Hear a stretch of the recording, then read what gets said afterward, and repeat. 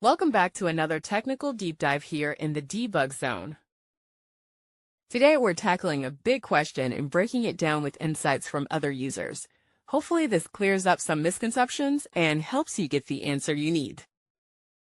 So buckle up, stay a little curious, and let's jump right in.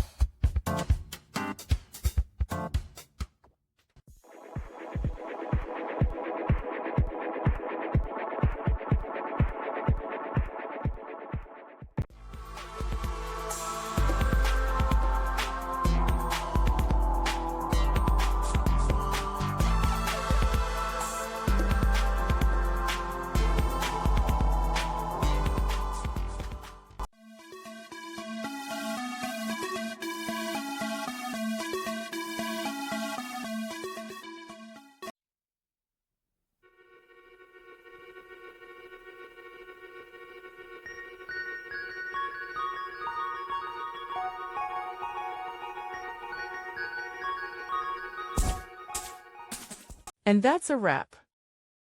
I hope you found the answer you were looking for.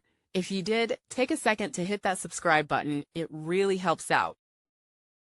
And let me know in the comments which solution worked best for you. See you next time in the debug zone.